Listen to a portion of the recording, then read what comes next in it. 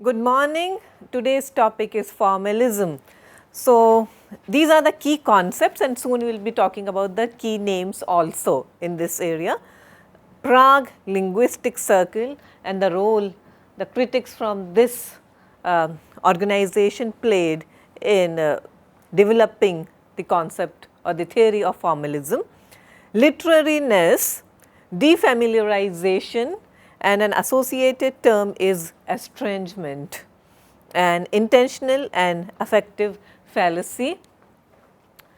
Key names associated with this theory are Victor Shklovsky, Roman Jakobson, Boris Eichenbaum, and Yuri Tinanov. So, essentially the Russian formalists. Formalism is a general term covering several similar types of literary criticism that arose in the 1920s and 30s and flourished during the 1940s and 50s. And interestingly, the theory is still quite relevant even today and is also in evidence today. As with many theories, formalism developed as a means of studying literary texts. It was an early attempt to theorize and draw attention to the way narratives are constructed. As the name suggests, the formalists were oriented towards the form of literature. So, this is one term that we should be focusing on, the form, F-O-R-M of literature. According to Victor Shklovsky, literature has the ability to make us see the world anew. Therefore, this term defamiliarization and estrangement, to make that which has become familiar because we have been overexposed to it. So, it should be made strange again. So, something that is over familiar and make it appear strange. Therefore, the word estrangement.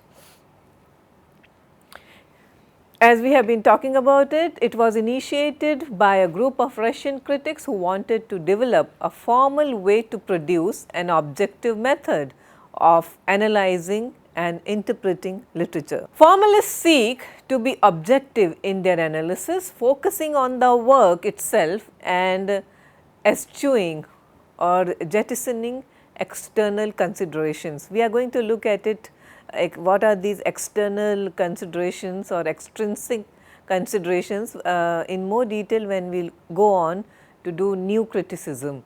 So, the idea is formalists sought to be objective in their analysis, they still do that, focusing on the work itself. They pay particular attention to literary devices used in the work and to the pattern these devices establish.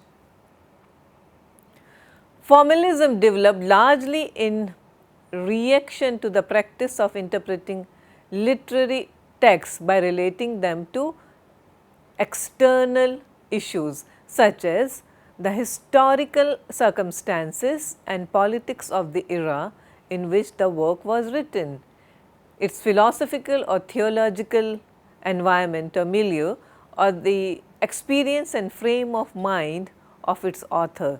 Formalists have generally suggested that everyday language which serves simply to communicate information is stale and unimaginative.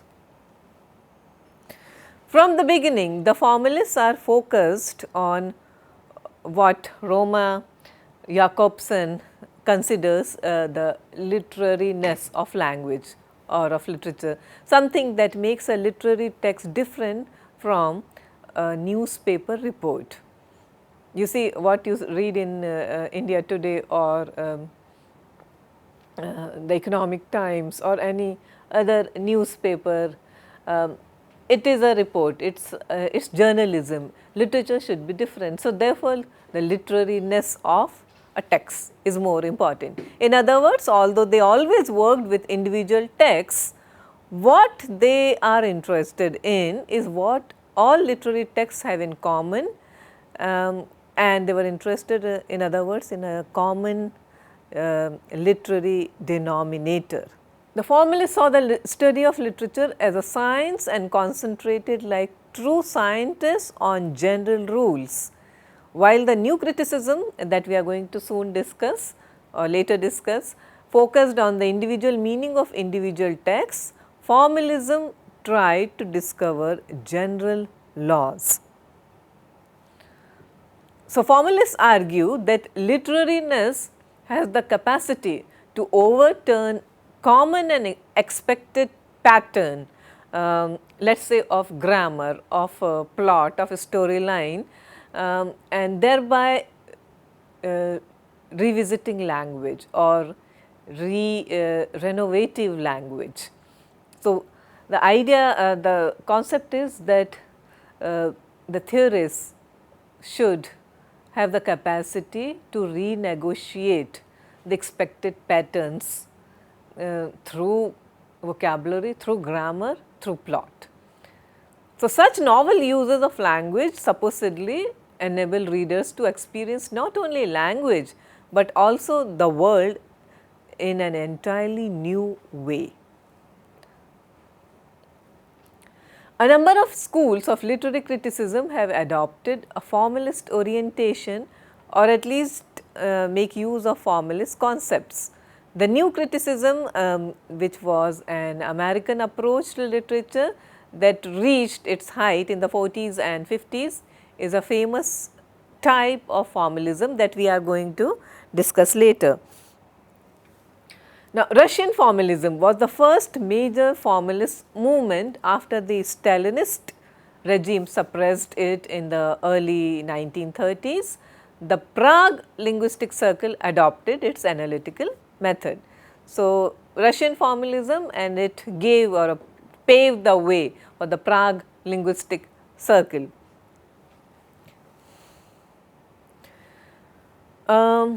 The Chicago school too has also been classified as formalist insofar as the Chicago critics examine and analyze works on an individual basis.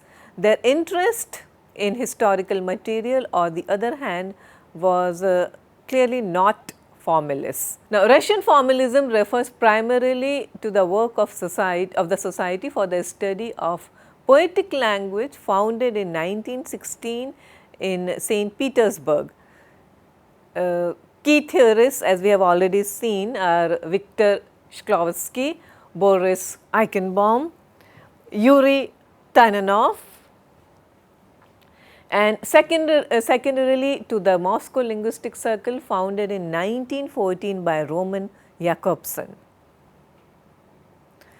Now, Russian formalists were interested in the analysis of the text, but their main concern was with method as the scientific basis for literary theory. There was therefore a shift away from the moral approach to literature that was so evident in the early 19th century or so, and the shift from the moral approach to literature towards a more scientific and objective approach. So, these are the two words that you should remember, the two terms, scientific and objective study of literature. Basic assumptions of formalist theory, they emphasize on scientific approach and focused on literariness, which can be found on the level of form rather than content. They also saw art as an act of defamiliarization and believe a text is the sum total of its devices, form and content, fabula, that is the story, and sujet. We must understand that a text has a two-tier mode of existence that Russian formalists are fond of referring to as fabula and sujet. Fabula is the raw material or the basic story, and sujet is the transformation of the fabula into a narrative discourse of aesthetic form. So, fabula and sujet. Now, what a work of literature says cannot be separated from how the literary work says it, and therefore, the form and structure of a work, far from being merely the decorative wrapping of the content, is in fact an integral part of the content of the work. Victor Shklovsky's critical writing was one of the most prominent work of Russian formalism. One of his most attractive concepts was the idea of defamiliarization. Now, formalism is concerned with the meaningfulness of artistic devices. The core of the text is not the theme, but its devices. The emphasis on the actual processes of the presentation of a literary text is known as laying bare its own devices. According to Shklovsky, the most essential literary thing a novel can achieve is to draw attention to itself and the literary devices it employs, rather than go into something familiar and rather instead of going into the familiar terrain. The idea is to say the same thing or a similar thing, but with a novel way, how a story is told, and draw attention to the literary devices a text employs. And it is not just about a novel, it was also applicable to other genres of literature as well. Roman Jakobson described literature as organized violence committed on ordinary speech. This is interesting, organized violence on ordinary speech. This was not your day to day language you are looking at, but it is something very organized and planned. And by violence we mean a sort of renegotiation, revisiting. So, that is important, that they questioned or they interrogated the everydayness of texts or literature. Literature constitutes a deviation from average speech that intensifies, invigorates, these are the key words, and estranges the mundane speech patterns. In other words, for the formalists, literature is set apart because it is just that, set apart. The use of devices such as imagery, rhythm and meter is what separates a poetic utterance from everyday speech. So, these are the terms that separate a piece of poem, a work of poem from your ordinary newspaper, the rhythm, the meter, the verse, and therefore, these are the devices that should call attention to themselves according to the formalists. Now, coming to the term estrangement, estrangement serves literature by forcing the reader to think about what might have been an ordinary piece of writing about a common life experience in a more thoughtful way, to make the familiar unfamiliar, by using certain kind of language or certain devices. So, to make the familiar strange. In the routines of everyday speech, our perceptions of and responses to reality become stale, blunted, and as the formalists would say, automatized. So, therefore, it is the work of literature or literateurs to reinvent language and to represent thoughts in a novel way. By forcing us into a dramatic awareness of language, literature refreshes these habitual responses and renders objects more perceptible. And here I am quoting Terry Gilton in his famous essay, "What is Literature?" Now, coming to Russian formalism and Prague linguistic circle, these linguistic movements began in the 1920s and they were suppressed by the Russians in the 30s. They moved to Czechoslovakia and were continued by the members of the Prague linguistic circle, which included people like Roman Jakobson and Jean or Ian Mokorovsky and Rene Valek. So, these are the members of the Prague linguistic circle.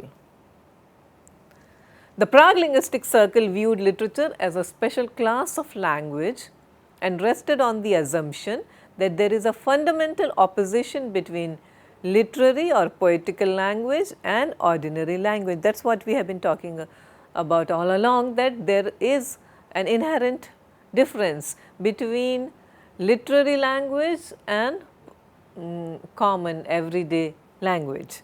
So, there is a violence, a tension between these two, and these critics, the formalists, were interested in understanding those tensions. Literature is held to be subject to critical analysis by the sciences of linguistics, but also by a type of linguistics different from that adopted to ordinary discourse, because its laws produce the distinctive features of literariness. Now, the key terms we have already been talking about used in formalism. So, tension is the integral unity of the work and often involves irony or paradox. This is something we will look into greater detail at a later stage. Another interesting term, intentional fallacy and affective fallacy, two terms, and formalist critics refer to the belief that the meaning of a work may be determined by the author's intention as the intentional fallacy. Affective fallacy in the new criticism, the belief that the meaning or value of a work may be determined by its effect on the reader. Another interesting term is objective correlative, and some of us may be familiar with that. It is used, it was first introduced by or coined by T.S. Eliot, and this term refers to a collection of objects, situations or events that immediately evoke a specific emotion. So, therefore, objective correlative. There is another term which we should be familiar with, that is external form, which is the outer trappings of a work. For example, in a poem, the external form would include the rhyme scheme, meter and stanza form, whether it is a blank verse or a sonnet or a ballad. So, those are the external trappings of a work. Now, Victor Shklovsky, in his book Art as Technique, which was published in 1917, suggested that there are two distinct ways of communicating information to an audience. Poetic forms appeal to the reader's emotions by using metaphorical devices to reveal something in a new light. Alternatively, information can be given in a matter-of-fact way that is grounded in straightforward ideas and can be perceived as factual. Shklovsky argued that poetic forms make us see ordinary things in a different way to make the familiar strange or ostrogeny. So, this is one word that you should know, ostrogeny. So, to make familiars strange.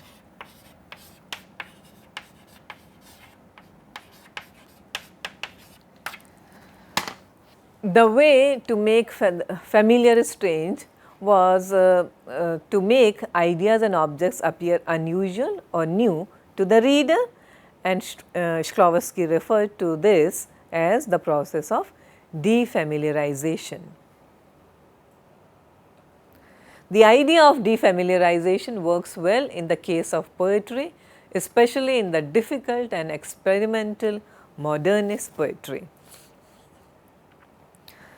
And we will also talk about Vladimir Propp, who is strictly speaking, he is not a formalist. However, his book Morphology of the Folk Tale forms an important link between the formalists and the French so-called structuralists of the 1960s. So, therefore, the relevance of Vladimir Propp. So, Vladimir Propp's The Morphology of the Folk Tale was published in 1928, where he examined over 100 Russian folk tales in order to discern some common structures and elements which could then be broadened and applied to other genres. He gave a set of archetypes, which were as the hero, and the hero is the one who goes off for a journey, and the journey could be a moral, physical or spiritual journey, but he is on a quest. There is a villain who opposes this quest, and there is a donor, a person with magical properties who can help, who can aid the hero in his quest. There is a dispatcher who sends or who encourages the hero on his quest. There is a false hero who for some time would claim the hero's success by making by claiming them as their own, but these are false claims. There is a helper who assists the hero. There is the princess, the heroine, who acts as the reward for the hero and is also occasionally the object of the villain's plots, and the princess's father who looks or who gives the reward to the hero for his efforts. Propp also notes similarities in plots. He describes 31 key moments that occur in the majority of tales and calls these components functions. So, what are these functions? Each function represents a different stage in the hero's or the protagonist's journey.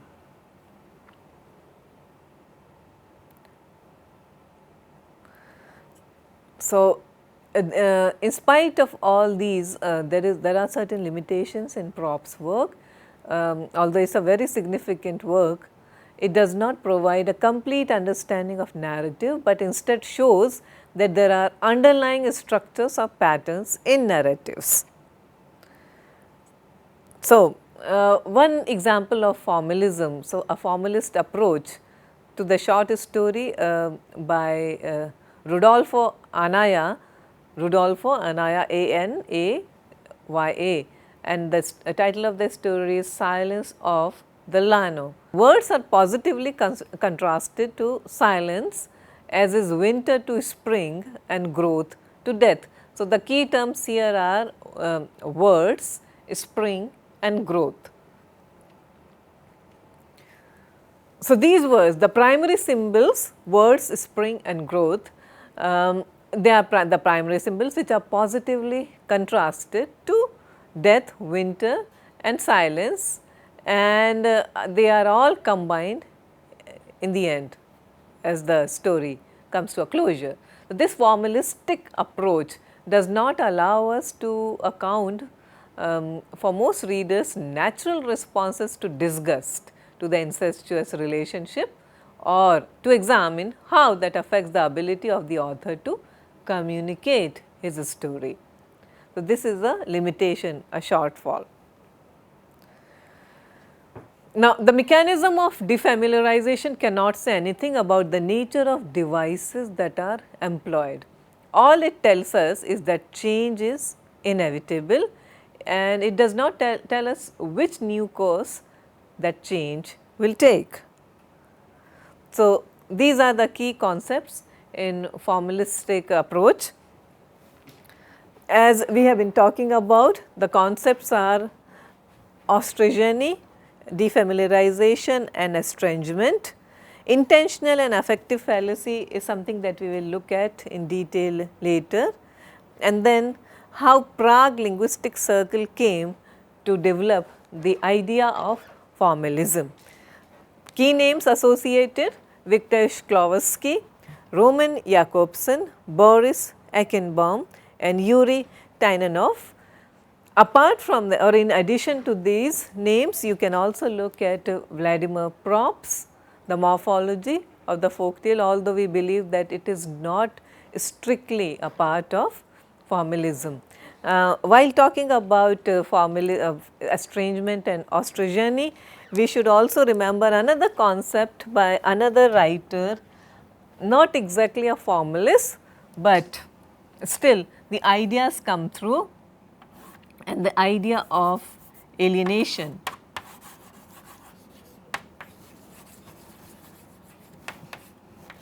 Alienation given by the German playwright Bertolt Brecht. Brecht did something similar to the world of stage as these writers did to poetry or to the novel. So, the idea of alienation is how to alienate the audience from what is happening on the stage.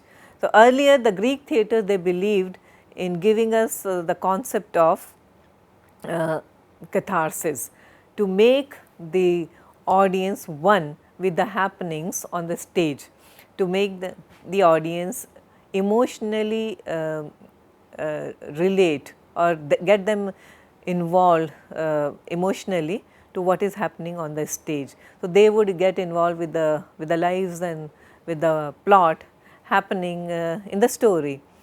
What Bertolt Brecht did was to break this by introducing the concept of alienation, and he did this by using various theatrical devices. So, again we are talking about the literariness of devices, where he focused on creating a sort of estrangement between the characters on stage and the audience, thus forcing the audience to think rather than get emotionally involved with the happenings on stage. So, this was a result of the Russian formalism, though strictly speaking we do not call Bertolt Brecht a formalist. And here are a few links to some important websites and references. We will continue with a newer topic in our next class. Thank you very much.